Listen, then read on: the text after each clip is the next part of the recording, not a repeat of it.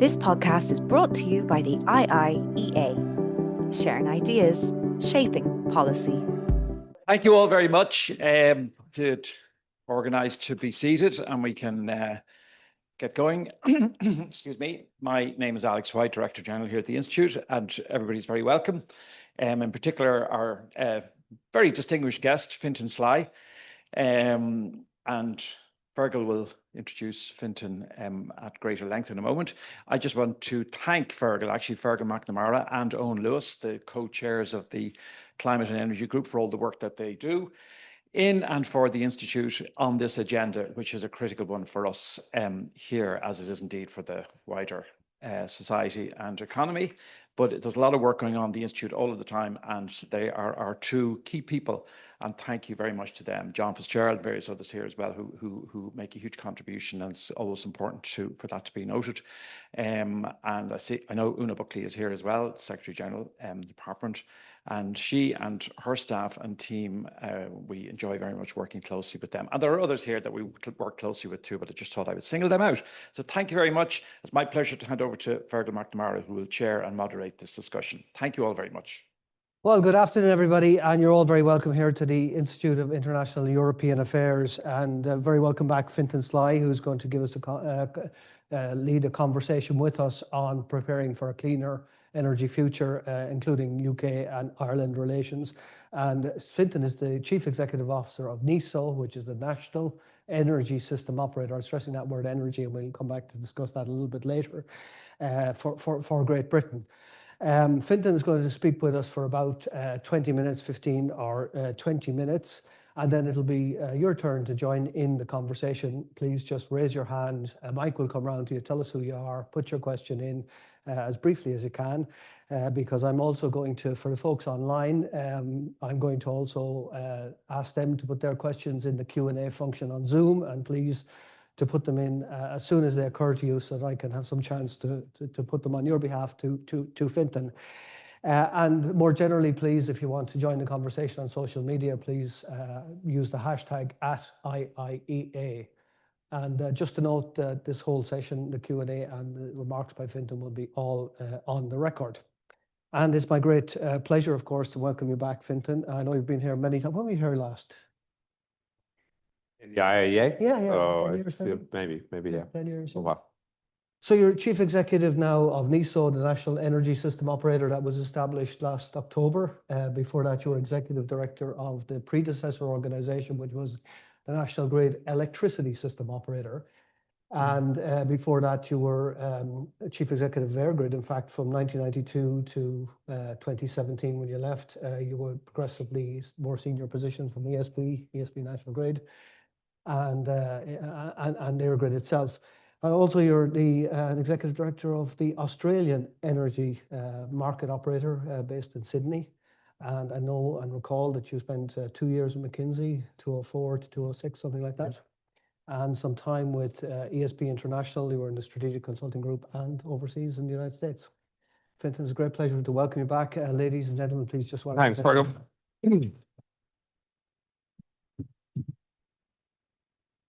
It's a long list of things, Fergal. I don't remember any of them, but anyway. So thank you very much to the Institute for International and European Affairs for the invitation to talk today.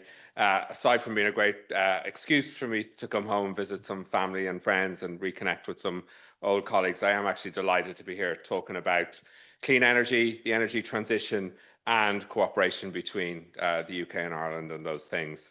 So maybe to start with, which Fergal alluded to, who or what is National Energy System Operator, or NESO, as we like to talk about it.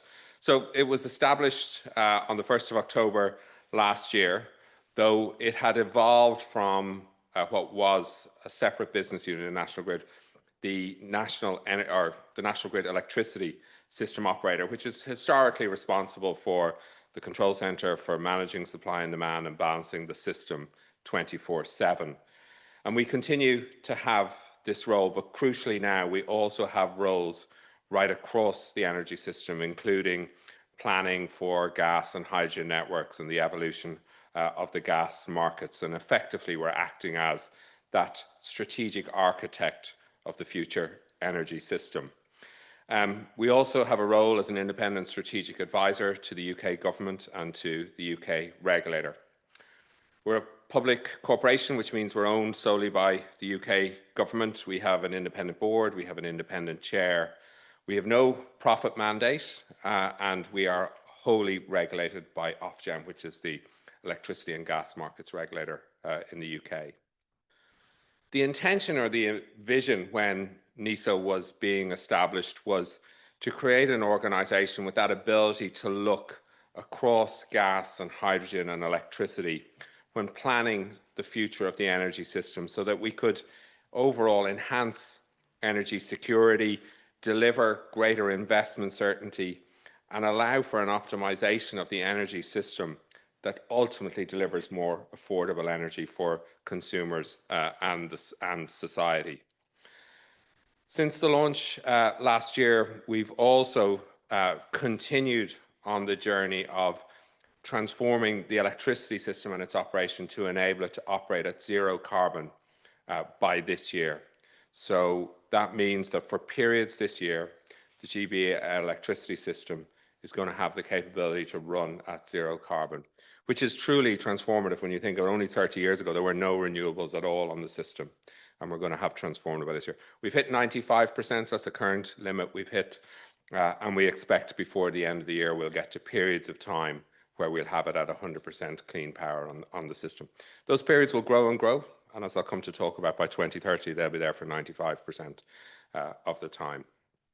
Now, maybe turning a little bit to UK and Ireland cooperation, and I know UK and Ireland might not always see eye to eye. I suspect the selections of the Lions team in 2 weeks' time is going to create lots of controversy, but I think most of us in the room would agree that when it comes to energy cooperation, the two are intrinsically linked. And the islands have been interconnected for a long time. And that is an essential bond in a world that's becoming increasingly physically interconnected, but I think with increasingly and very significant geopolitical uncertainty within it. So there's one gas interconnector, there's now 3 electricity interconnectors, and it was great to see the commissioning of the Greenlink interconnector earlier this year. And that ambition for increased levels of homegrown renewable generation is a mutual and shared ambition between Ireland and the UK. The goal to reach 80% renewable generation by 2030 in Ireland, with an aim to add 9 gigawatts of onshore wind and 8 gigawatts of solar, is hugely ambitious. In the UK, there's an aim to install an additional 72 gigawatts of renewable capacity, 30 gigawatts of offshore wind, 15 gigawatts of onshore wind, 35 gigawatts of solar, and all of that by 2030. And a portion, I think, of that offshore wind will be built between these two islands. And I think this is an ideal opportunity for system operators, for governments, for regulators, for industry to work together to ensure we use these natural resources for the benefit of consumers in both countries. At NESO, we continue to work with our friends at EirGrid and at Sony to realise the potential of the Irish and Celtic seas to ensure system stability and security, as well as to support that transition to net zero. We also work closely with our governments to set the institutional foundations for energy cooperation. Earlier this year, the Irish and the UK governments met to signal renewed cooperation on growth and security, with clear commitments on cooperation on interconnection and offshore development of the Irish and Celtic seas. This was coupled with an ambition to remove barriers to investment and improve marine planning. But the relationship between and the interconnectedness of Great Britain and Ireland does not exist in a vacuum, and it'd be remiss not to recognise the importance of the wider European context. And while the UK is no longer a member of the European Union, we understand the important role we fulfil in connecting Ireland's energy system to the rest of the EU. And even with the forthcoming completion of the Celtic Interconnector, a project I'm personally very fond of as it started when I was at EirGrid, but even with the commissioning of that, Ireland will remain more connected to Great Britain than it will to the continent. And while today Great Britain is a net importer of electricity, we expect that by 2030 it will be a net exporter, supplying neighbours with clean, renewable generation. In that, Ireland and the UK will continue to support each other to ensure resilience and security of our energy supplies. And while the UK may have left the EU, it remains closely connected with European friends and neighbours, and in particular Ireland through not just our shared energy infrastructure, but through shared values and ideals, and through friendships and enduring relationships, and long may that continue. And there are clear signs of an improving political relationship. And following the Irish-UK summit, the UK government has used opportunities to signal its intent to reset European relationships. The IIEA summit on energy security contextualised the cooperation in a more volatile security and energy environment. European Commission President Ursula von der Leyen and British Prime Minister Sir Keir Starmer both signalled a desire to work together to navigate a new paradigm for energy security. Last month, the UK-EU summit, both leaders reaffirmed this commitment to work together on energy. This included exploring ETS linkages and new market arrangements to facilitate efficient trade in electricity. We welcome this commitment to greater cooperation, and across these summits, there's a clear intention and goodwill from all participants. Significant benefits can undoubtedly come from this dialogue, and we would encourage a move to implementation as soon as possible. I believe cooperation between the UK and Ireland, and indeed with Europe as a whole, will help reduce consumer bills. It will strengthen our mutual energy security and help us all to make that transition to clean, affordable energy. Turning then to the UK's ambition to tackle climate change, one of the first things we were asked to do as NESO was to advise the government on what it would take to get to clean power by 2030. One of the first things we had to do then was to define, well, actually, what does clean power mean? And we set out that it was when 95% of Great Britain's generation came from clean power sources, and overall the total amount of clean generation across the year was more than the total demand in the country. The difference, of course, being exports. There will remain significant capacity of gas-fired CCGTs as capacity, as backup, but it will contribute less than 5% of energy over the course of the year. It's fair to say that there were many people across the industry who believed, and some who still believe, that that is not possible. But our analysis showed that, in fact, it was possible, albeit it would take an absolutely Herculean effort to get there.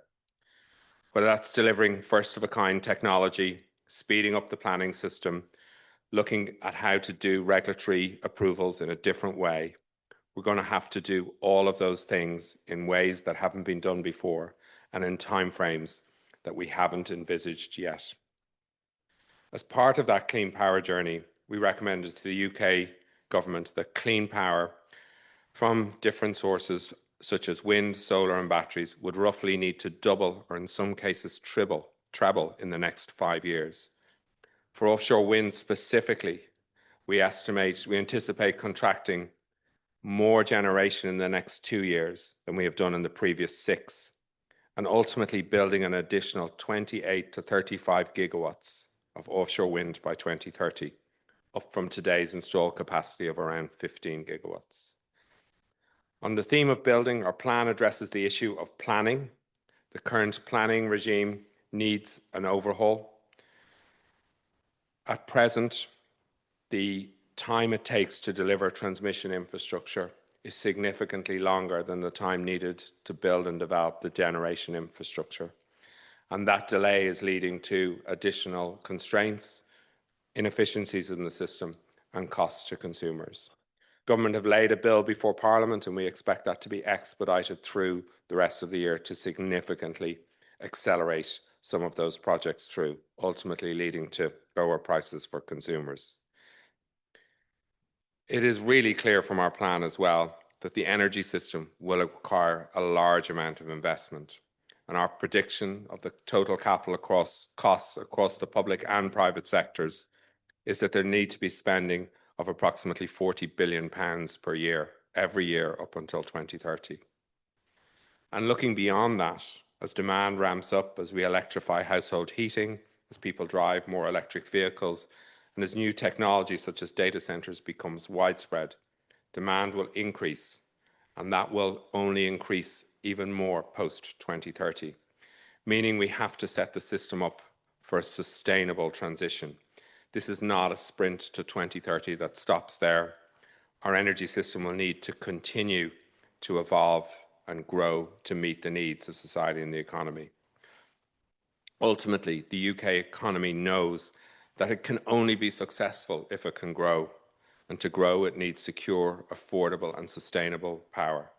Power to meet the needs of data centers that carry the information we use, power to drive new and existing businesses that will create jobs across Great Britain, and power for people in their homes to enable them to do the things they want to do when they want to do them.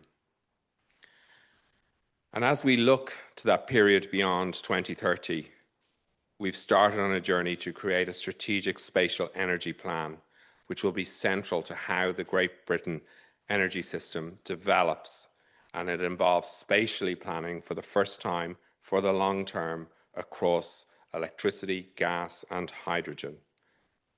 We've seen in recent years that at times the system can be disjointed, with generation being planned in isolation from networks, leading to delays or more constraints, with some of this leading through to additional costs for consumers. We now have the opportunity to fix this, and that is the objective of the Strategic Spatial Energy Plan, to plan that energy in a joined-up way, thinking about networks with generation, with gas, with hydrogen, with demand, with flexibility, with storage, bringing all of that together to get the right answer to support growth, to support the economy, and to support secure, clean, affordable energy to homes and businesses across Great Britain. A good spatial plan will allow us to build a network where we need it, when we need it. It'll provide strategic direction and the clarity needed to enhance competition and enable markets to do what they're really good at: innovating, cutting costs, and meeting customer demand at the lowest cost. Working hand in hand then with that national plan are 11 regional energy strategic plans, a concept where NESO will work with different regions and nations across Great Britain, from network companies to local authorities to key stakeholders, to develop energy plans for their area. I believe that these regional plans will accelerate progress as they buy in from those communities. And when you step back, the combination of the national and 11 different regional plans will interlink with one another and deliver that overall GB-wide ambition in the best interests of society and the economy. Our Strategic Spatial Energy Plan will also help understand how we link up and coordinate with our neighbours, including the future needs of interconnection and the future coordinated development of the North Seas. Through a collaboration of European system operators bordering the North Irish and Celtic Seas, including our friends at EirGrid, we're engaging to understand each other's plans and identify areas where we can coordinate and collaborate better. To deliver these plans for the future energy system, one of the key issues in the UK that needs to be addressed is the process of connecting to the grid. Speaking to various system operators across the world, this is not just a UK problem, but in the UK it is particularly acute. The connection queue has grown enormously over the past short number of years and now stands at around 800 gigawatts today. And while to some extent this reflects the ambition of the sector, it also underlines why reform is so important. If all of these projects were to go live today, we'd have double the capacity we need by 2050 and 4 times the capacity we need by 2030.